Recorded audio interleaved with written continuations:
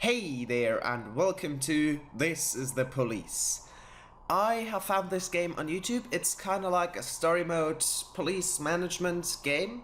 And yeah, I just thought it looked really cool. So yeah, I'd say let's start the story and see what happens. New game. Day 1, July 15, Monday. Mayor Rogers, sex maniac. City Hall confirms rumors of Jack Boyd's resignation. Mark War II to be shown in Freiburg the day before the worldwide premiere by the mayor's personal request. Okay, go to work. Come on, start. Yay!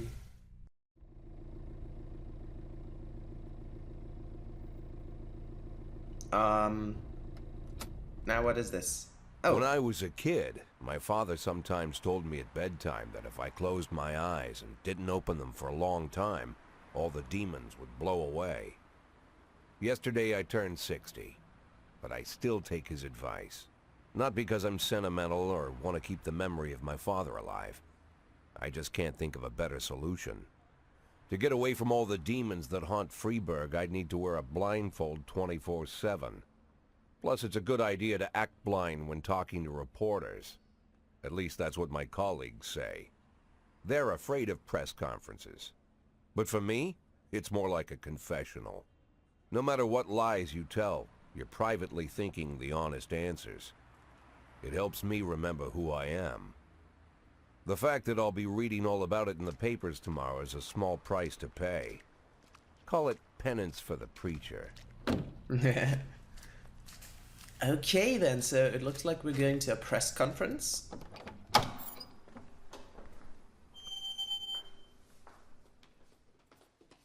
This is the first time I'm afraid of those answers my mind has given me. Not because I'm mad I'm losing my job. Though it's true, I'm mad as hell. Not because I subconsciously blame everyone else. Though I damn sure do blame them. And don't even ask me what my next move is. I can't imagine. But even that doesn't scare me. The worst thing is, I know I'm gonna have to do something. And I'll be damned if I know how far I'll go. I may have a lot of vices, but predictability isn't one of them. And there's the press conference. Okay. I learned a long time ago how to drive away the swarming demons. But what do you do when they're trying to rip your soul from your skin? Ouch. Shutting my eyes tight as I can. The best solution remains the same. Play blind. I just hope the reporters think I was blinded by the camera flash.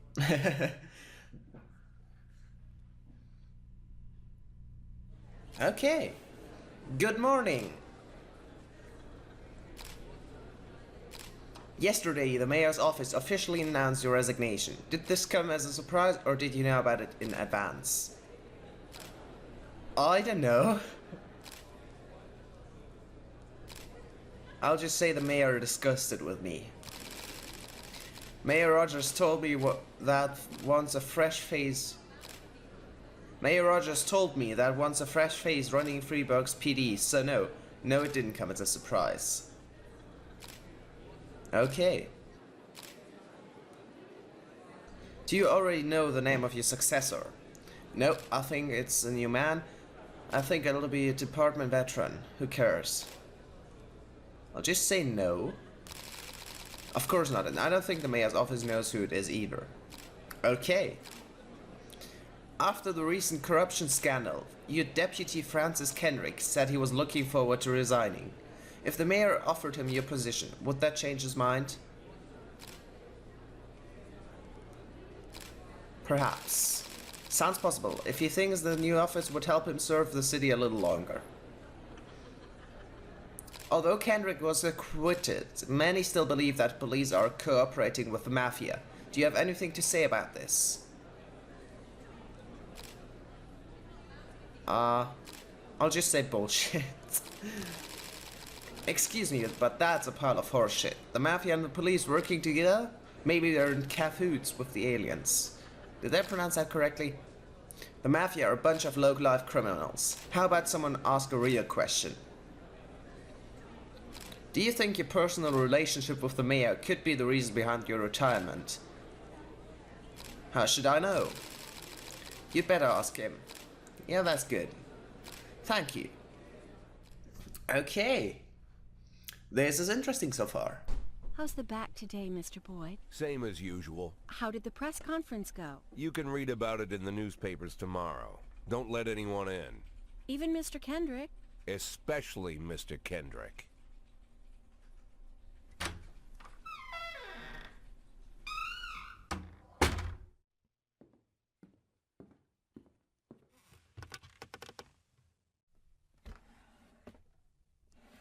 Some pills, huh?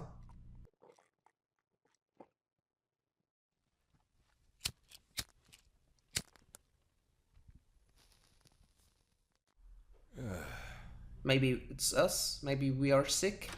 I don't know. Let's see. As soon as I heard the door creak, I knew what face I'd see.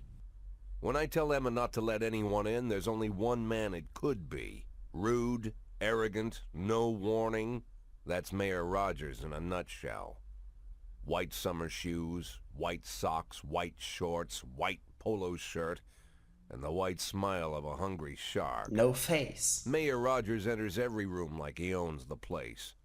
Even the floorboards under his feet sound like they're creaking an apology. He never shied away from the odd corruption scheme. It's like the devil walks behind him. In the movies, the villains controlling the city play golf with the judges. Rogers plays tennis with them instead.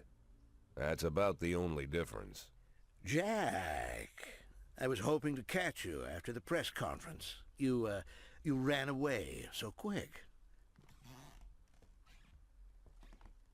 There's no smoking at City Hall. No reason for me to hang around. Well, This morning I signed a ban on smoking in all public buildings. Soon you won't be able to smoke here either. Soon enough, I won't be here at all. That's what I wanted to talk to you about. The people of this city like you, Jack. The police chief of all people. Don't betray that, Jack. Don't get wrapped up in any schemes. Sit nice and quiet for the next 180 days, and you'll be remembered as a hero. That's the only thing that you still have left. Be the hero. Then how am I supposed to scrape together a retirement fund? You had a million chances to secure a luxury pension, one that even I would have envied, although I've never set aside any money for myself. I'm not planning to retire anytime soon.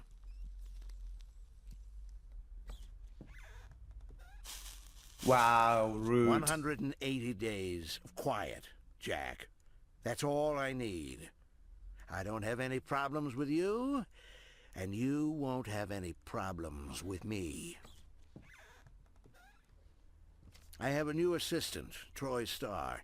If you have something to tell me, call him.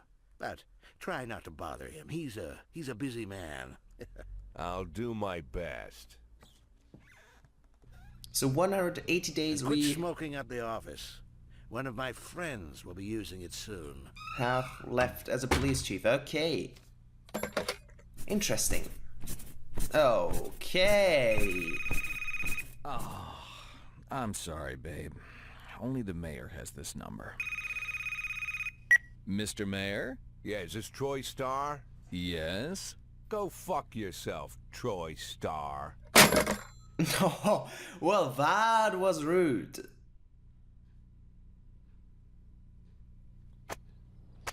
Jack Boyd, only assholes join the Mafia. Civil servants' wages won't be raised this year. People await a fresh look from next police chief. Okay then, let's go to work. Why does our car not start up on the first try? Cops don't use the police station cafeteria anymore. There's some kind of stigma against sitting shoulder to shoulder with your partners. Everybody just takes snacks from the machines or grabs a meal and hammers it down in the corner like a vulture on a corpse. The main thing? Don't look into anyone's eyes. Could be construed as an invitation to sit together. The only people eaten here are ghosts.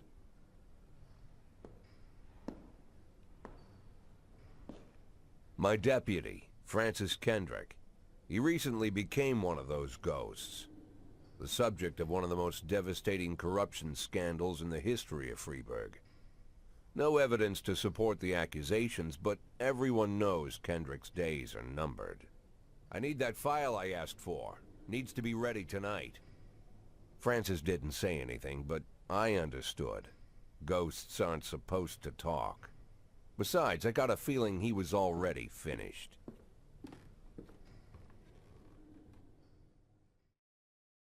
Okay. Would you like to receive tips about how the game works? Show me what you've got. I'm a 60-year-old police chief a few months away from my retirement. I don't need anyone telling me how to do my job. Well, no, I'd rather have some tips. Freeburg DP organizes upcoming work assignments into shifts for today and tomorrow. Every shift, officers respond to crimes in progress and detectives continue their investigations. You can freely move employees between shifts. All officers and detectives possess several important characteristics. Professionalism shows the overall efficiency level of your policeman. A figure around 150 is considered average. Any policeman who falls short of this mark is not entirely reliable, while those whose professionalism is considerably higher than average are safe bets, even in a pinch. An individual's level of professionalism may rise and fall over the course of their career. Okay, so that's professionalism, I think. Energy shows how tired you policemen are. The less energy you people have, the less reliable their work, and a policeman who is exhausted might fall asleep at the wheel or make a critical error on the job. Your employees lose 1 point of energy after each working day, and restore 1 point after each day of rest. Okay. Your employees don't tell you everything. Some additional characteristics are hidden from view. For instance, some cops are lazy and will come up with any reason they can think of to take the day off, while others like to drink too much. You can only guess about these things, but you should be able to draw your own conclusions based on the behavior of your employees. Okay. So, I can't do anything, so we got Mole, DeBrito, and Armstrong. Okay then. So you two are not as reliable as the others, and these are also not reliable. Price. Wow, okay, you are reliable at all. Okay, whatever, let's start.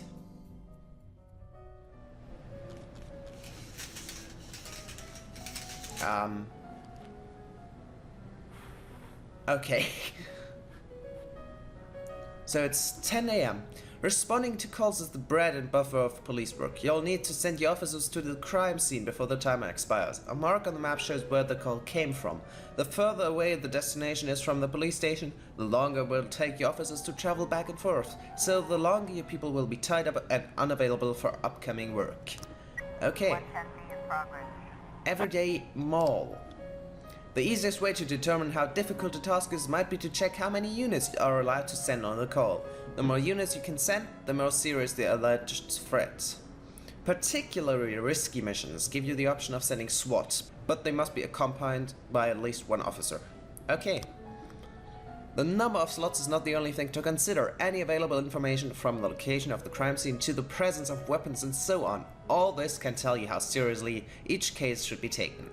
A mission might look simple at first glance until it turns into a brutal meat grinder. Or a serious call can come up in which turns out to be a false alarm.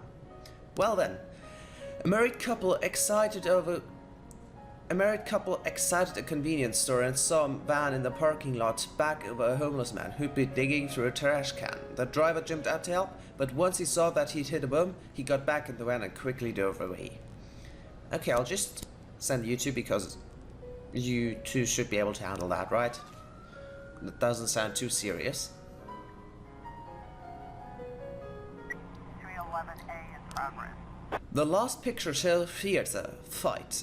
A theater manager reports that during a show of Citizen Kane, a drunk man attempted to force his way into the theater carrying a snowboard decorated with the word Rosebud. When he was denied entry, he violently attacked the cashier and is currently fighting with the theater security guard. Okay, we'll send you two. Also, I'm sorry if I make any dumb pronunciation mistakes. I am not too good at that.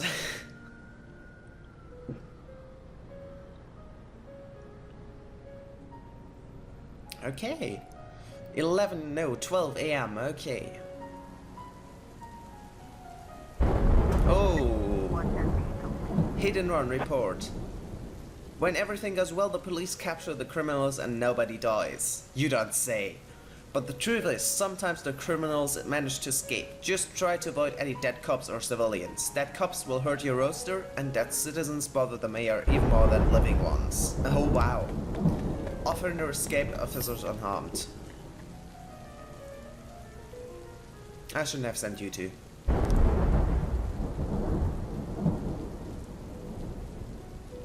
I have to get rid of Price. I think I can fire people. Fight. Offender caught, officers unharmed, civilians unharmed. Yes! Very nice. Okay. Tsubaki and Asano both got a point. Armed robbery, suburb. 3 teenagers armed with a shotgun robbed a videotape store and made off with the whole collection of adult movies. Oh, really? Why would you steal porn? The criminals fled in a car, but the store manager wrote down the car's license plate. The owner is Janet Brown, who lives in the suburbs. I think one should be good. Actually, no, they have a shotgun. No, never mind. Sorry.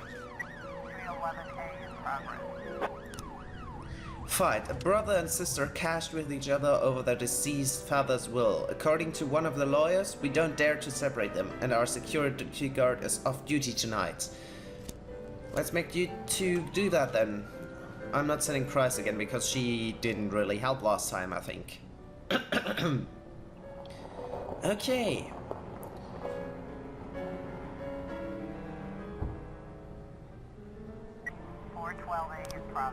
Assault. A passerby saw some teenagers attack an elderly musician, then run away with his guitar and his money. Well then, I'll just send all of them and hope it goes well. We've got a situation here. When your cops aren't sure how to proceed, they might contact you and ask on how to handle the situation. Try to deal with whatever comes up, but don't waste all your time on this stuff. You have plenty of other problems on your plate. Okay, the vehicle in question is parked right outside the Brown residence. The sounds of moaning and loud laughter can be heard through the living room window. I think we have to knock on the door because we can't sneak through because there's like not any danger, so we have to knock and open up police. Offender caught, officers unharmed. Nice. That went well. Fight report. Offender caught, officers unharmed. Very nice. This is going well. It's already 5 p.m. though. Well, almost 6 p.m. Days are going by quickly.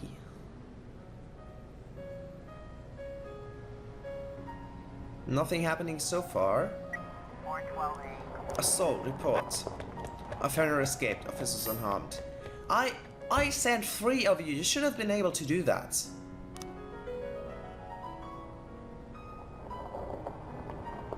Oh well.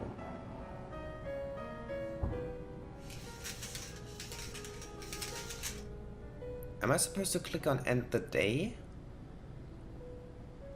I'll just wait and see if anything happens.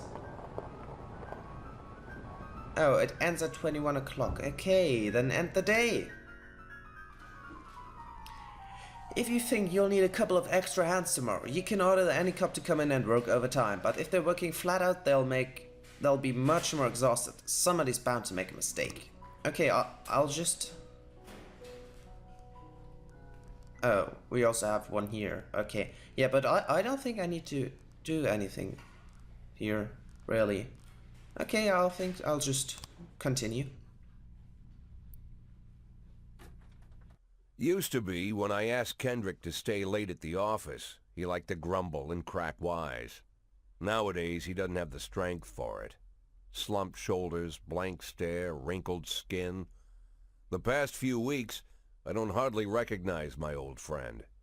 In his younger years, he reminded me of a gallant royal officer in an old Kipling story.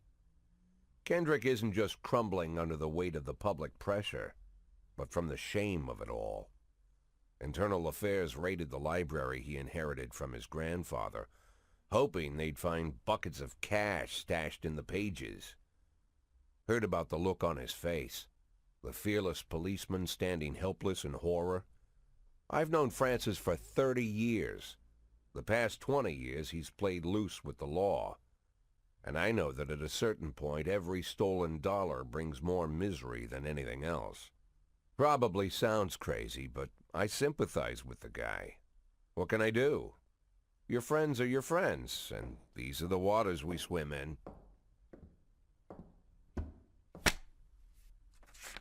Called all of the people on that list today. Now they know you're in business, so you could get a call from any of them. You don't need to worry about any of them. I've cleared them all. And what kind of business are we talking here? It's nothing too serious, just like you asked. Should be just a few small favors. Payments will vary depending on the situation and who you're dealing with. Are we doing illegal stuff? $500,000. Oh, wow. $500,000? Why not a whole million? Because everybody wants to take $1 million. Figured I'd try something different. $500,000 in 180 days? Well, you could earn it all above board if you netted all the big fish and hit all your bonuses. Never knew you for a fisherman. Well, you never got into my business, and I'm not trying to get into yours. But be careful about bringing in any other cops. Sooner or later, they'll put the finger on you. That sounds like it's illegal. And one more thing, Jack. I remember what you said, but I should probably add one more name to that list. Christopher Sand. Sand. Gravel. Christopher G. Sand. Everyone knows the name, but few could tell you who he is. The old man stays away from the spotlight. Always wears old-fashioned jeans and knitted sweaters. Gives to charity. Rarely attends social events. An avid hunter, I hear. Even dabbles in poetry. You'd never guess he's the head of the oldest and most powerful gang in the city. Oh, well. Goes back as far as his great-grandfather. And Sand is strict about following the old rules. He rarely involves himself in commonplace murders and robberies. Hardly needs to intimidate anyone to get his point across. The people who work for him each have their sphere. They provide protection where needed, even work with the authorities when they want to make a deal. Meanwhile, Sand pulls the strings without getting his hands dirty. People sometimes mistake his quiet approach. A couple years ago, an arms dealer decided to expand its business without asking permission, and his whole family paid the price. Oh, damn. In 4 weeks, Sand killed 31 people. Holy. Old men, women, even a few teenagers. And Sand's people made sure every paper reported it. Frank, I don't want to hear you say that name again. Jack, please, listen to me. I'm in with these guys. We agreed, Frank. That's not the kind of business I'm into. I don't go there. Never have, never will. Oh, well. Checkpoint. Okay, and I think this is a good time to end the episode, so I really like this game so far. If you do too, consider leaving a like. And yeah, as always, thank you very much for watching, and I'll see you next time. Goodbye!